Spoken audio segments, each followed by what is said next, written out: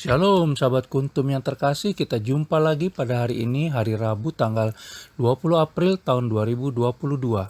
Hari ini merupakan hari Rabu dalam oktav Paskah dengan warna liturgi adalah putih. Kuntum pada hari ini mengambil tema berjalan bersama Yesus Kristus. Struktur bacaan kita pada hari ini terdiri dari bacaan pertama diambil dari kitab Kisah Para Rasul 3 ayat 1 sampai dengan 10.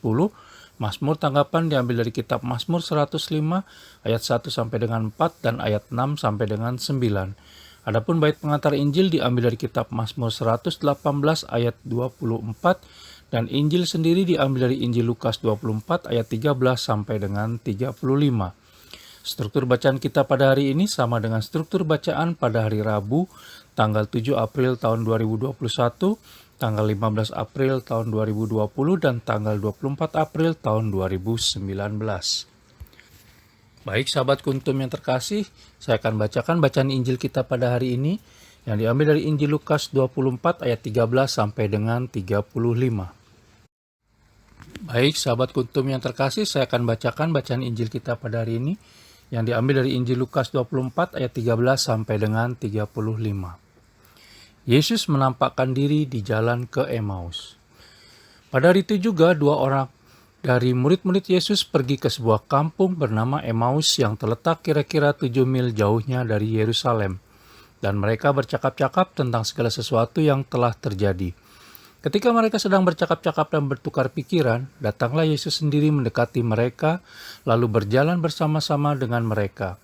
Tetapi ada sesuatu yang menghalangi mata mereka sehingga mereka tidak dapat mengenal Dia. Yesus berkata kepada mereka, "Apakah yang kamu percakapkan sementara kamu berjalan?" Maka berhentilah mereka dengan muka muram. Seorang dari mereka, namanya Kleopas, menjawabnya, "Adakah engkau satu-satunya orang asing di Yerusalem yang tidak tahu apa yang terjadi di situ pada hari-hari belakangan ini?" Katanya kepada mereka, "Apakah itu?" Jawab mereka, "Apa yang terjadi dengan Yesus orang Nazaret? Dia adalah seorang nabi yang berkuasa dalam pekerjaan dan perkataan di hadapan Allah dan di depan seluruh bangsa kami. Tetapi imam-imam kepala dan pemimpin-pemimpin kami telah menyerahkan dia untuk dihukum mati dan mereka telah menyalibkannya.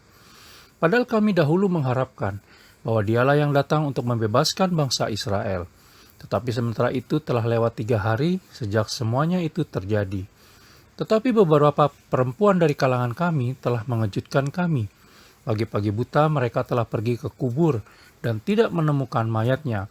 Lalu mereka datang dengan berita bahwa telah kelihatan kepada mereka malaikat-malaikat yang mengatakan bahwa ia hidup.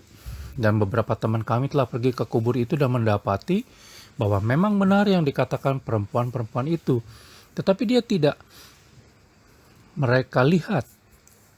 Lalu ia berkata kepada mereka, "Hai kamu orang bodoh, betapa lambannya hatimu, sehingga kamu tidak percaya segala sesuatu yang telah dikatakan para nabi.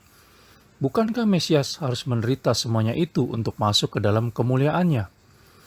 Lalu ia menjelaskan kepada mereka apa yang tertulis tentang dia dalam seluruh kitab suci, mulai dari kitab-kitab Musa dan segala kitab nabi-nabi. Mereka mendekati kampung yang mereka tuju, lalu ia berbuat seolah-olah hendak meneruskan perjalanannya. Tetapi mereka sangat mendesaknya, katanya, "Tinggallah bersama-sama dengan kami, sebab hari telah menjelang malam dan matahari hampir terbenam."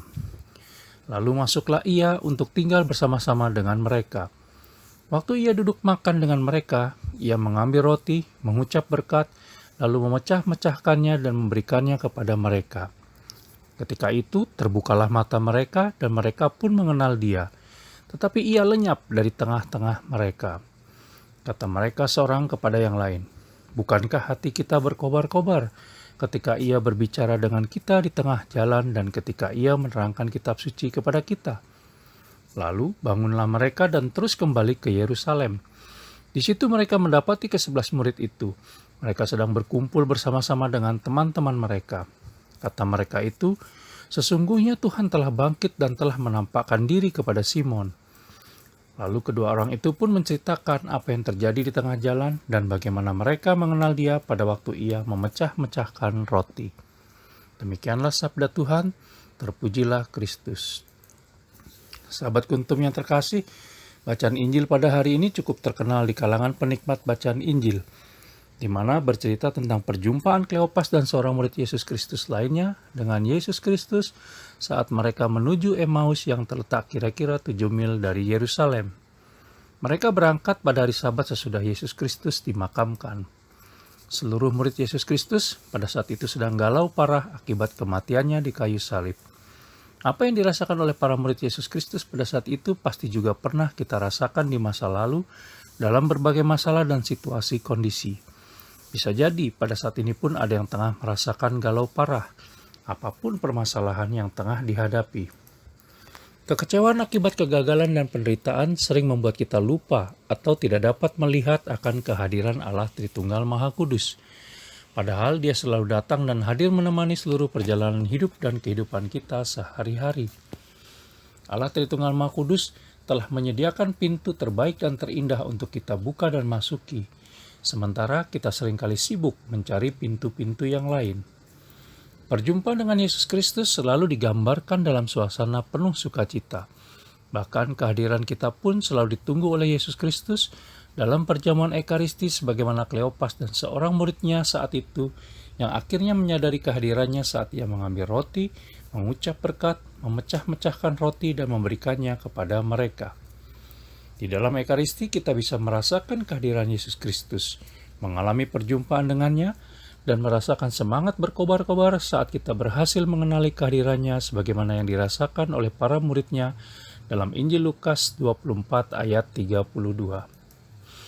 Untuk bisa merasakan kehadiran Yesus Kristus, maka kuncinya cuma satu, yaitu percaya secara penuh, utuh, mutlak, dan tanpa keraguan apapun padanya dalam setiap gerak dan pergumulan hidup dan kehidupan yang akan kita jalani kelak. Semoga sepanjang hari ini kita bisa merasakan kehadiran Yesus Kristus walau di tengah pandemi COVID-19 dan membagi sukacitanya kepada orang-orang yang kita kasihi dan terutama kepada sesama yang tengah menderita, lemah, terpinggirkan, tersingkirkan, berkekurangan, teraniaya, dan terlupakan. Mari mengasihi sesama kita secara habis-habisan, sebagaimana telah dianjurkan dan diteladankan oleh Yesus Kristus, karena Dia selalu ada di sampingmu. Selamat pagi, terima kasih, dan salam.